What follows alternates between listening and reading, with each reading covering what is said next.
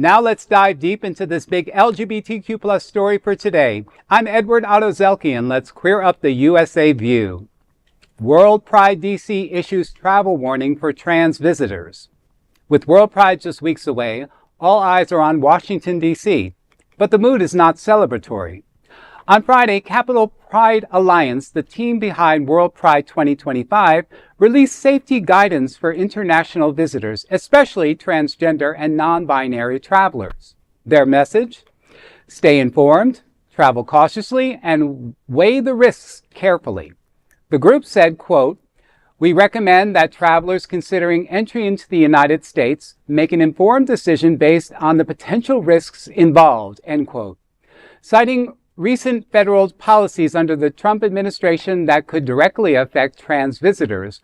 While passports with an X gender mark are still accepted internationally, a new U.S. State Department rule now requires visa applicants to list their sex assigned at birth. Advocates say this change could create roadblocks or even function as a ban for many in the global trans community. Despite these threats, the organizers believe that, quote, hosting this historic event in the U.S. Capitol, a place that has been so important to the movement, is a stark reminder that LGBTQ plus people exist and belong everywhere, end quote. The event runs May 17th through June 8th and promises everything from street festivals to a human rights conference.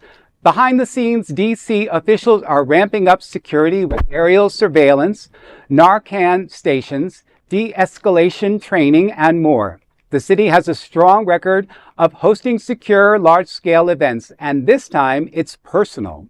DC's mayor official of LGBTQ plus affairs said, quote, "We are proud to welcome more than 3 million visitors to Washington, D.C. for WorldPride 2025. Our government agencies are working diligently with company organizers to ensure that WorldPride is a safe, accessible, and bold celebration of our community. We are prepared and committed to supporting WorldPride events, including the Human Rights Conference, parades, festivals, high heel races, sports tournaments, and more," end quote. Still, with Germany and others issuing trans travel advisories to the U.S., organizers are urging global solidarity. Whew, it's so sad to see that, our country now has this kind of advisory, for others where, we were a lead at once upon a time. But, we have good people on our side, the people that are, putting this WorldPride together, and they're taking the necessary precautions. They want to make sure that people that do come to the area are safe. Yeah. Right. And they're being very transparent about it, obviously, in their message.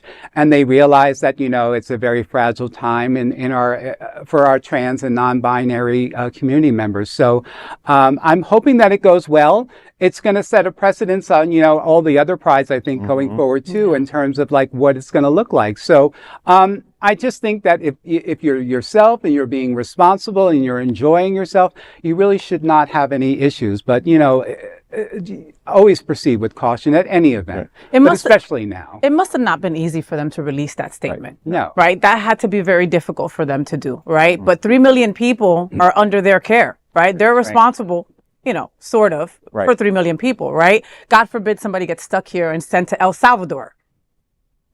I hate to say that, I've never gone to another country where I've needed a visa, right? So anybody else? No.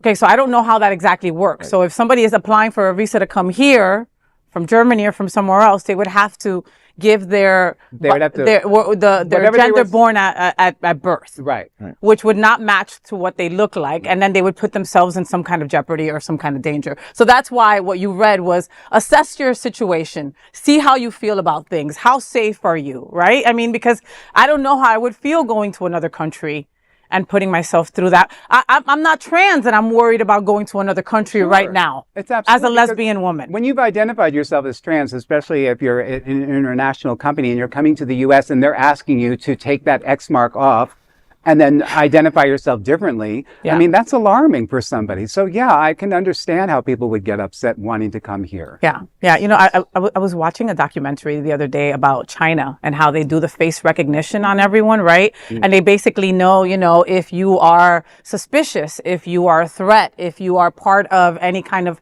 community groups that raise flags, you know what I mean? And I really feel that we're a couple of steps from that happening here in the US, and it scares the living katoot out of me, you know, to be able to, you know, that there's some kind of list somewhere where all the LGBT people are on, and if we go somewhere, we won't be allowed back in. I mean, these are worries from someone who lives here in the US. I can't imagine being someone coming from another country, you know? What do you think, honey?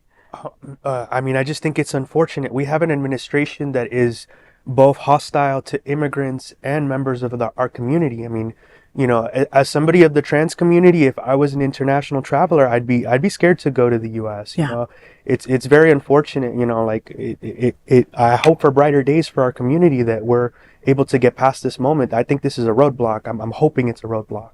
I mean, and such incredible people are performing. You know, Troye Sivan, Jennifer Lopez, RuPaul, Kim Petras, Zed. I can go on and on. You know, Rita Ora. Like, so many incredible people. This is how different this would be if Kamala won.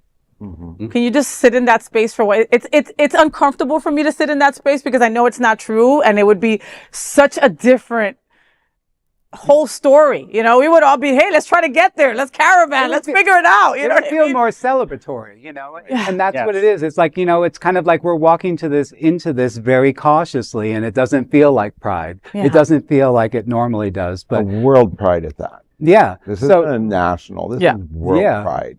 This is a big one. Right. You know, so basically, you know, I just think that, you know, if you're putting your best foot forward and you're going out there to have a good time, you will have it. Yeah. You just got to be safe. And Larry. you know, I think that the community will look out for each other and yes. like that. Yes. So I, you know, Very good point. Very good our point. audience to look out for one another. Yeah. And you know, make sure And film everything. absolutely. Film everything. And if you got there together, you leave together. I don't care about the hookup. I don't care about the hookup. You know who you are. You know who you are. That is the big LGBTQ story for today. There is no other queer nonprofit media platform like this in the entire world. Support